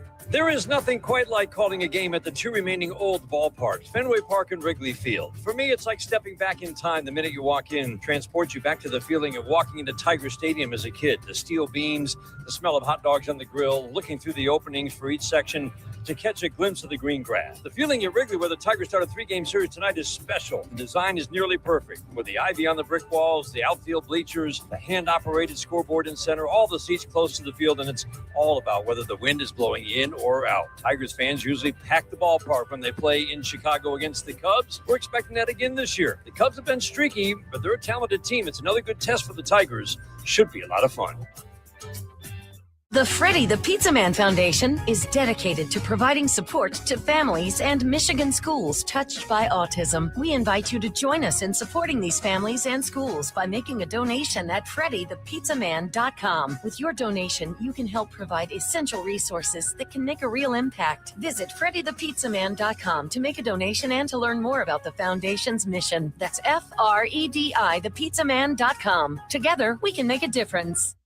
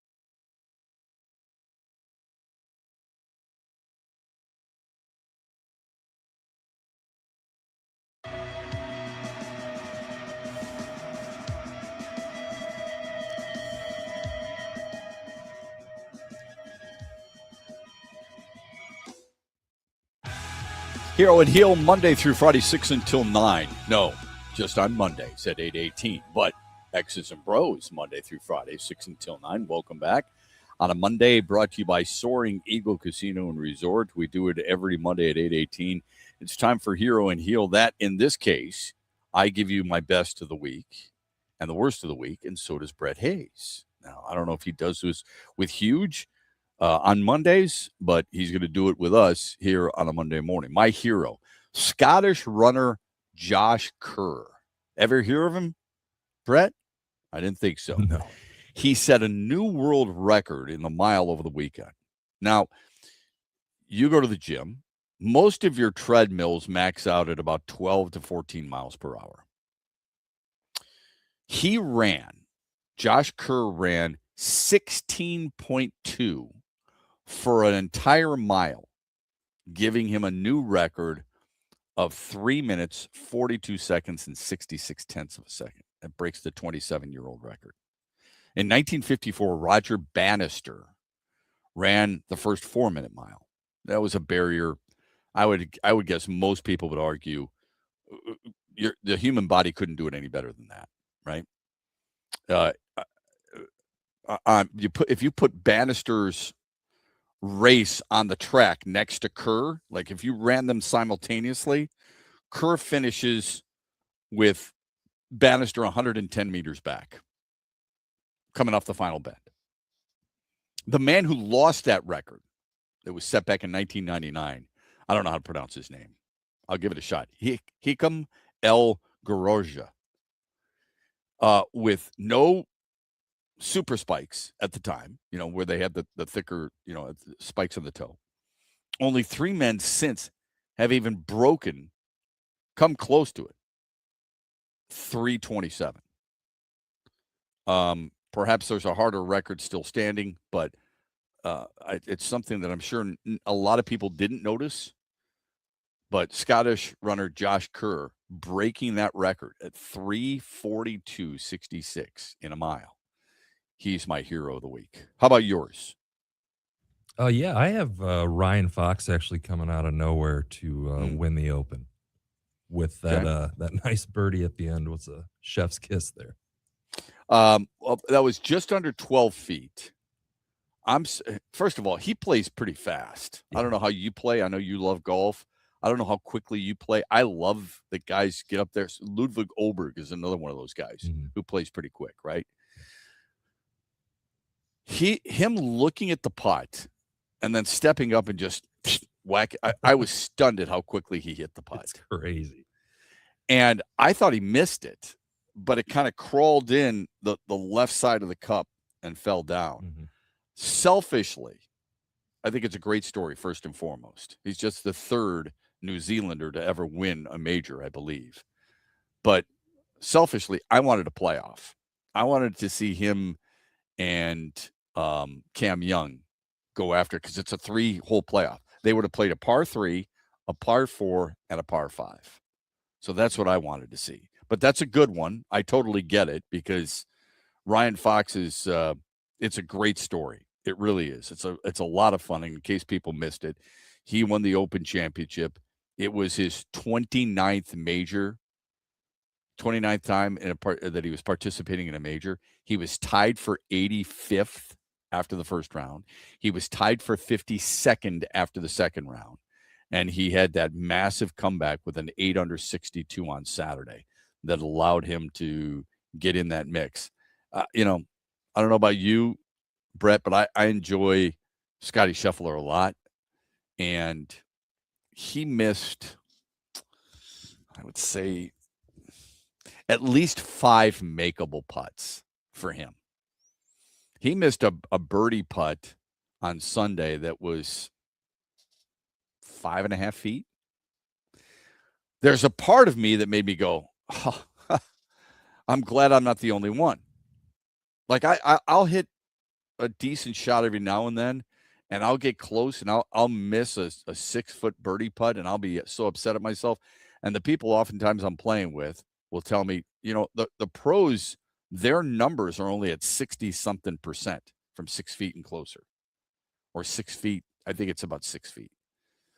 It doesn't help me at the time, but when you see it happening, especially in a major, you think to yourself, they're just as human as I am. Okay, let's get to the heel. Here's my heel. Speaking of golf, it's the golf world in general. Bryson DeChambeau gets a 2-stroke penalty on hole number 5 on Friday. I get it. And I agree with it because I think what he did was wrong. I'm not sure about the 2-stroke penalty compared to a 1-stroke penalty. Rory McIlroy made his feelings known in a press conference. He said, I won't pretend to be up here and defend Bryson. I'm not particularly fond of him. I think a lot of it's performative. I think a lot of it is for attention. To hold the tournament hostage like that and to have all of us, volunteers, players, everyone waiting on him to depart, I didn't feel like it was a great look. Most writers in the golf world took that quote, ran with it, calling Bryson DeChambeau a little bit of a baby. It's interesting, isn't it? Rory McIlroy makes it used to be body shaming in today's sensitive world. Rory McIlroy does that at the U.S. Open. We're talking about a guy who is heckling him and calling him fat by doing this, and everybody thought it was funny. Another guy does that, man. If an American does that, it's like, oh, my God, you're body shaming somebody. How dare you? Rory McIlroy does it. It's fine. He's turned into be a petulant child just as much as perhaps Bryson DeChambeau would. Bryson DeChambeau comes out on Saturday and he starts laughing. Sunday, he's laughing on the first tee.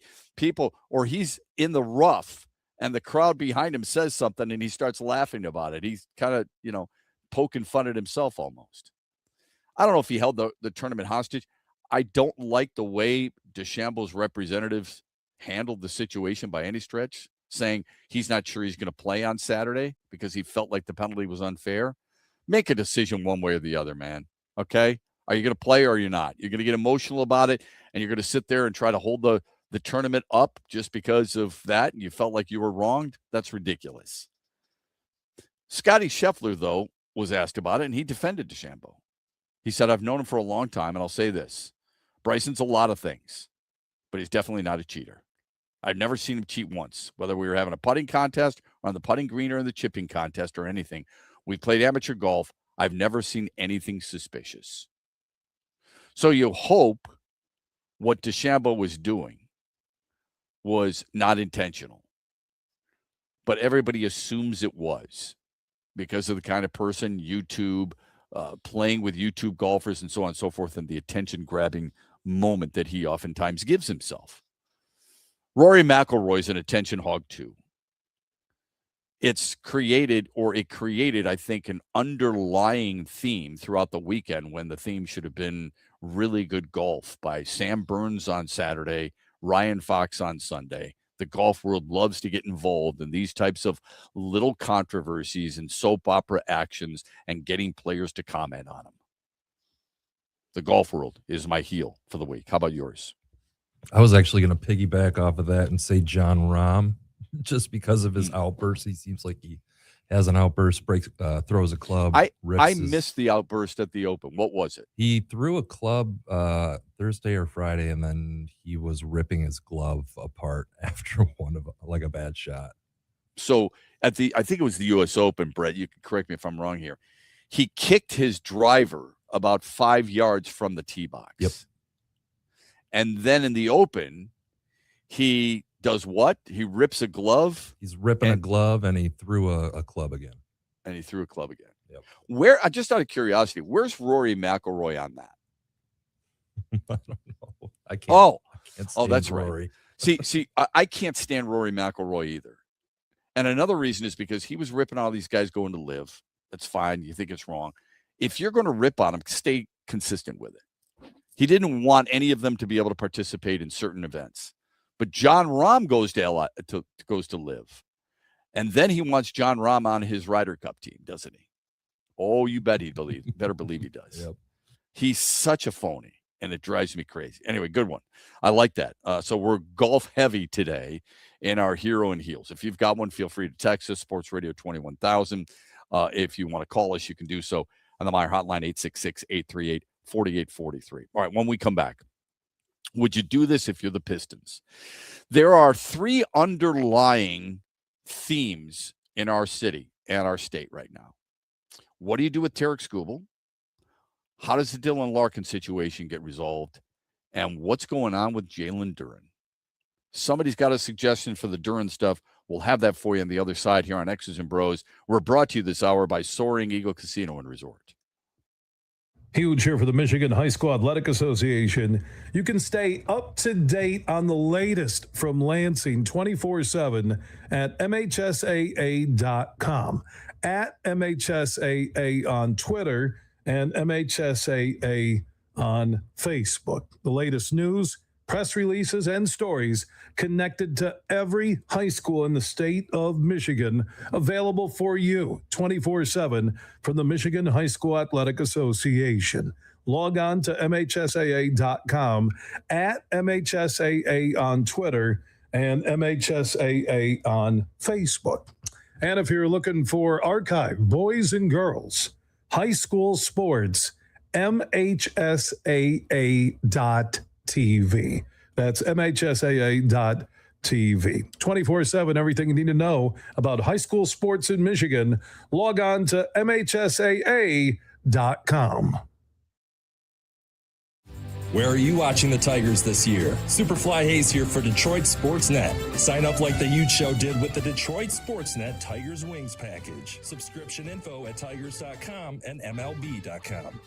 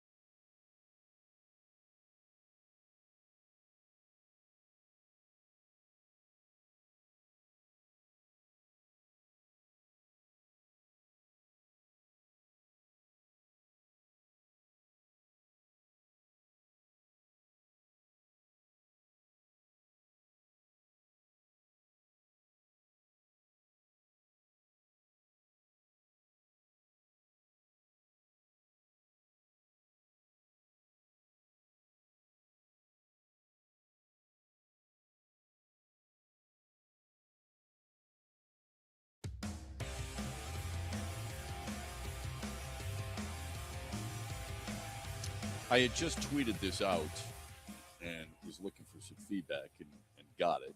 I tweeted out, Tigers fans are justified wanting Justin Verlander to wear the Old English D in the Hall of Fame.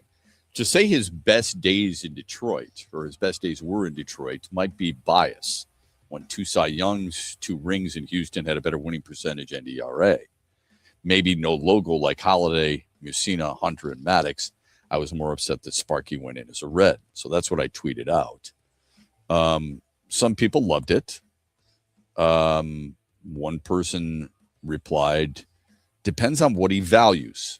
This is the Golfing Daily Twitter account, West Michigan Golfing. That's pretty cool. Anyway, depends on what he values. A few great seasons and World Series championships over a decade of greatness.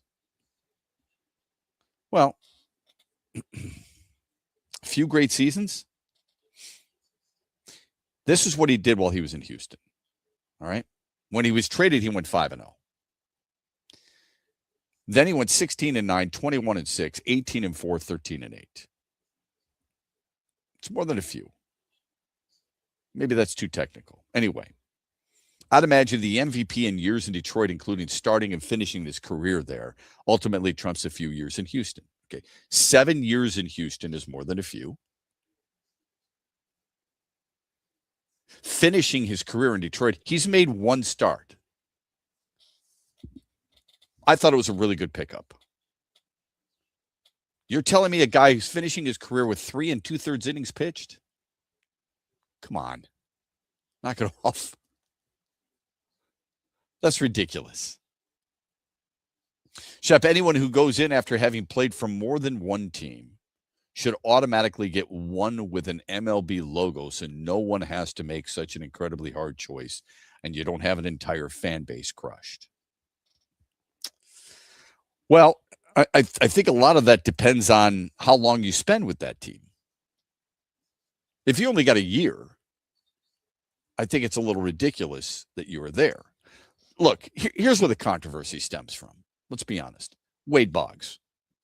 Wade Boggs spent 11 years of his career in Boston. Then he spent 5 years in New York. And he spent the last 2 years of his career in Tampa. In other words, he played 213 of his 213 of his 2,500 career games he spent in Tampa. Yet he went in as a Ray. Why? Money. It was a financial incentive for him to do that. That's where a lot of this stems from. So you want an MLB logo? What's the MLB logo? Harmon Killebrew or whomever it may be. No, you just go in with a baseball cap, right? I don't know how people feel about that. If you think it's a good thing or a bad thing, it's a really tough decision for a player because picking one team or the other, the other team that isn't chosen is obviously going to feel slighted. I experienced it with Sparky Anderson. Okay. Jack Morris went in as a Tiger. He had more success outside Detroit than he did with Detroit. Well, I mean, from a championship standpoint, won a couple of championships in Toronto. It's up to the individual, right? But I think we have this bias that in Detroit, if he's not taking the Tigers, I mean, he had to have taken the Tigers. He was there when his best years were in Detroit. Best years as a pro. Again, I've suggested that's not true. He's got more wins, yes, because he spent more time there. Played on a better team in Houston, yes, because I mean they were better than the Detroit teams. Obviously, winning 2 World Series. To say his best years, what do you consider your best years? If you're an athlete, what do you consider your best years?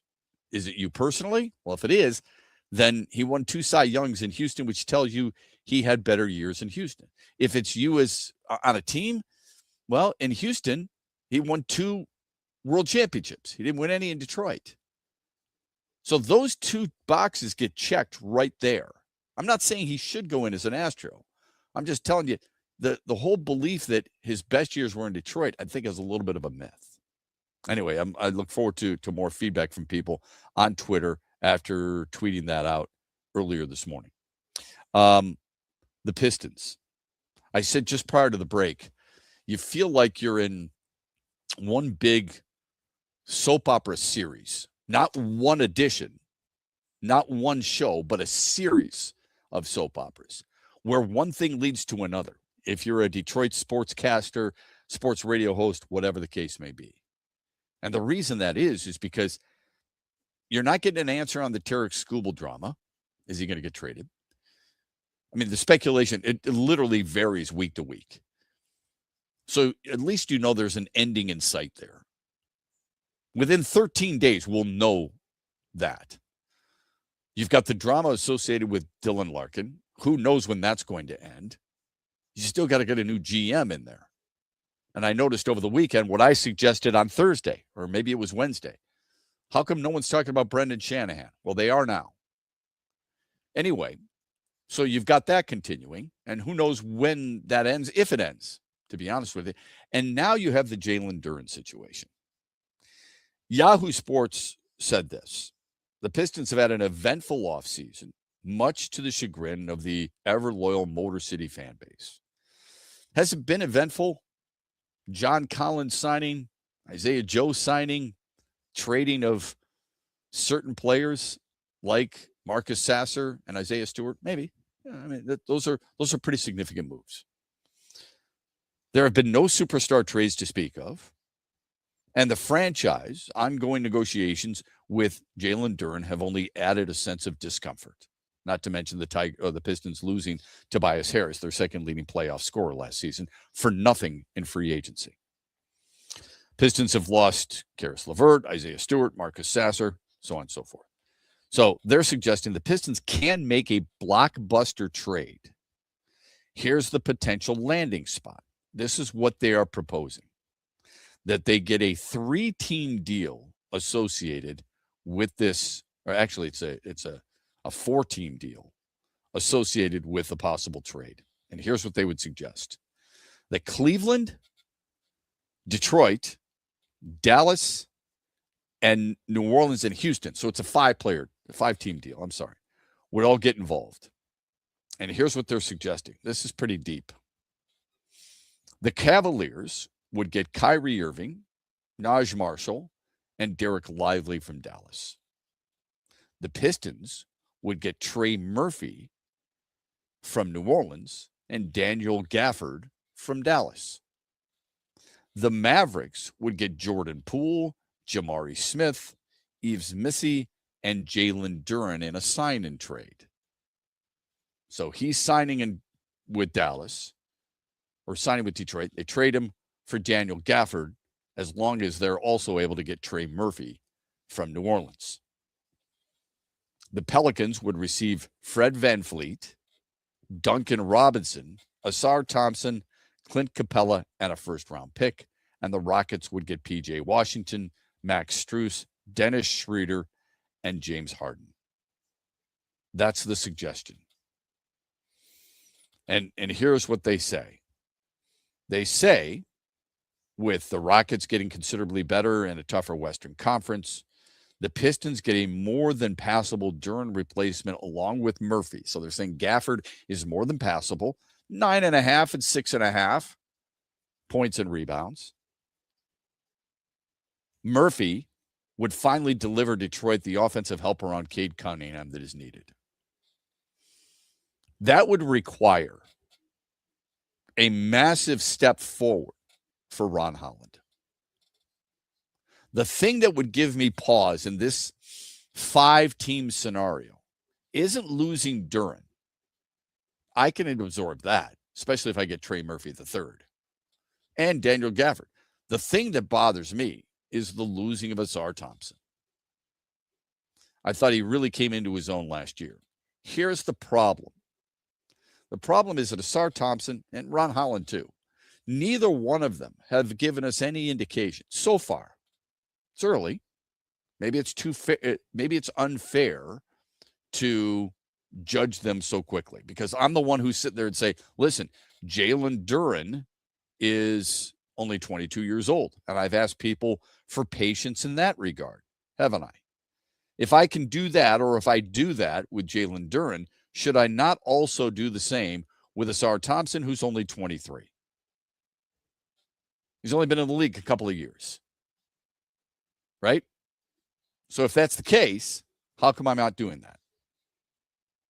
3 years into a guy's tenure, because he was drafted in 2023-24. He's played 3 years. 3 years into his tenure, should I really be judging him so quickly? Well, at some point, we're going to have to come to a conclusion. My problem with him is that I don't think he's ever going to be a three-point threat. He makes 1 3 a game. In his career, he makes 1 triple per game. That's not what this team needs, and that's not who he is supposed to be. Ron Holland has played 1 year fewer, but from a three-point standpoint, he's made not even 1 per game. I mean, Asar Thompson, I'm sorry, I said he made 1. He's attempted 1. Neither one of them are three-point shooters. Now, you might say that's not a big deal, considering you're getting Trey Murphy III, which you would be right about. But if you're losing Duncan Robinson and you're replacing him Trey Murphy III, and you're going to lose your best perimeter defender, and you're going to lose a damn good interior defensive player in Isaiah Stewart and perhaps Jalen Duren, this team was identified hanging their proverbial hat on playing defense. You need to fix the shooting for sure. I know you're going to have to give up something to get something, but suddenly you have lost every bit of your identity. You would have lost your best perimeter defender and your 2 best interior defenders. That's tough to overcome. I would not do this deal, not because I wouldn't want a guy like Trey Murphy. I absolutely want him. And not because I'd be afraid of losing Jalen Duren. But I can't lose Isaiah Stewart, Jalen Duren, and Asar Thompson all in the same offseason, plus Duncan Robinson, a three-point shooter, to get 1 solid three-point and perimeter shooter in general. Can't do it. Holding on to Thompson, losing Ron Holland might be a little different story. I would have to keep Thompson. If it were Ron Holland in that 5-team mix, and I got Gafford and I got Trey Murphy III, considering the way Jalen Duren's camp has handled this situation, I think it's going to be hard for him here in Detroit. I think not that he's the equivalent to Dylan Larkin, but I think there's a lot of people in Detroit who are looking at this and suggesting he doesn't want to be here. Not that PR is everything, but just the fact that he has reportedly reached out to Sacramento, reached out to the Lakers, not happy with the way things are being negotiated with the second-year apron or the second apron situation with teams and their salary cap situation. The specifically in this case, the Pistons, has made everybody, I think it made a lot of Pistons fans and a lot of Detroit sports fans in general feel like Jalen Duren does not want to be here. Not that he said that. Dylan Larkin has come out and said, I want out. That's a different situation. Which, quite honestly, I don't always read into saying he doesn't want to be here. He doesn't want to play for the guy who is running the organization. Doesn't mean that he's not a Red Wings fan. Doesn't mean that he doesn't love Michigan. Doesn't mean he doesn't love the city of Detroit. Quite the opposite. He doesn't want to play here because of the soured relationship between him and Steve Yzerman. Whereas with Jalen Duren, not that you have to do the PR move and go out and take pictures in different jerseys and so on and so forth, but it sure doesn't help himself at all when he has made it visibly clear that he would prefer to go someplace else instead of accepting what the Pistons have to offer, that they can give him more money and they can keep him here longer, 1 year longer, and make more money here. That, to most of us, doesn't make a whole lot of sense. But I would do that deal if it were Ron Holland instead of Asar Thompson. Suddenly, if you've got Cade Cunningham and you've got Asar Thompson and you've got Trey Murphy III and you got Daniel Gafford and you've got, I guess it would be John Collins, of course. Suddenly, you've got John Collins who can shoot the three. You've got Cade Cunningham who can shoot the three. And you've got Trey Murphy III who can shoot the three. In addition to that, you still got decent defensive players. That I would feel a hell of a lot better if that were the case than the other way around. One player, Holland, Thompson, can make a massive difference, at least in my mind. Let's get to the final results of our poll question and the daily wager. Now, the daily wager was golf related, and here's what it was. Daily wager brought to you by Soaring Eagle Casino and Resort. What Andy did on the daily wager was that Bryson DeChambeau was going to finish in the top 10. Bryson DeChambeau shot a 2 over 72 on Sunday. He went from 6 under to 4 under. Had he shot even level par, he would have tied for 9th because he would have shot a 6 under. Instead, he dropped 2 strokes, finished tied for 14th. That means Andy lost the daily wager, brought to you by Soaring Eagle Casino and Resort and their Sportsbook Ascend. How about the poll question, the Mitch Lyons Wealth poll question of the day? Where do you think the biggest issue facing the Red Wings is? Is it hiring a GM to replace Steve Yzerman, resolving the Dylan Larkin saga, extending Alex DeBrincat, who is going to be a free agent after this upcoming season, or other? I don't know what the other would be. Maybe a Simon Edvinsson extension. Brett Hayes, what did the majority of folks vote on for the biggest issue facing the Wings? 60% of people said that hiring a GM is the biggest question facing them. It's a little surprising to me. I really thought it would be resolving the Dylan Larkin saga.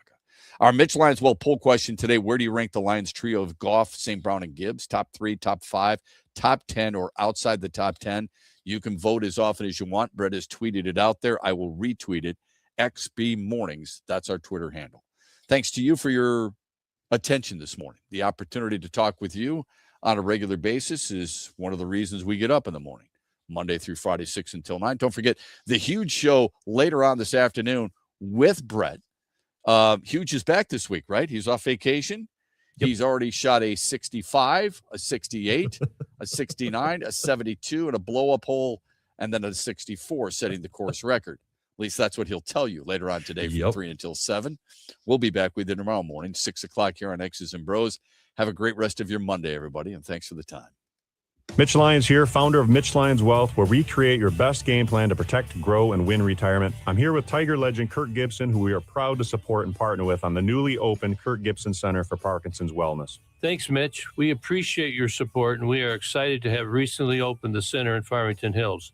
It provides exercise therapy and educational programs that are helping the Parkinson's community, just like Mitch Lyons Wealth helps improve the quality for their clients' retirements. This center helps improve the quality of life for people with Parkinson's. And Gibby, the best part of all is that access to the center is available to the Parkinson's community free of charge, right? That's right, absolutely free of charge for people with Parkinson's and their care partners. You hit a couple of the most famous home runs in Major League history, Gibby, but I feel that your greatest hit will be the positive impact the Kirk Gibson Center is making in the fight against Parkinson's. Mitch, since my diagnosis, I get up every day and focus on winning that day.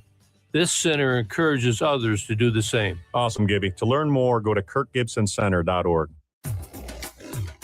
In the Den with Dan Dickerson. It's a new day to celebrate and be free. And it's a new day full of action and excitement because it's a day for winning. Only at Soaring Eagle Casino and Resort. Soaring Eagle Casino and Resort, your getaway reimagined. There is nothing quite like calling a game at the 2 remaining old ballparks, Fenway Park and Wrigley Field. For me, it's like stepping back in time the minute you walk in, transports you back to the feeling of walking into Tiger Stadium as a kid. The steel beams, the smell of hot dogs on the grill, looking through the openings for each section, to catch a glimpse of the green grass. The feeling at Wrigley, where the Tigers start a 3-game series tonight, is special. The design is nearly perfect, with the ivy on the brick walls, the outfield bleachers, the hand-operated scoreboard in center, all the seats close to the field, and it's all about whether the wind is blowing in or out. Tigers fans usually pack the ballpark when they play in Chicago against the Cubs. We're expecting that again this year. The Cubs have been streaky, but they're a talented team. It's another good test for the Tigers. Should be a lot of fun. Huge here for the Michigan High School Athletic Association. You can stay up to date on the latest from Lansing 24/7 at MHSAA.com, at MHSAA on Twitter, and MHSAA on Facebook. The latest news.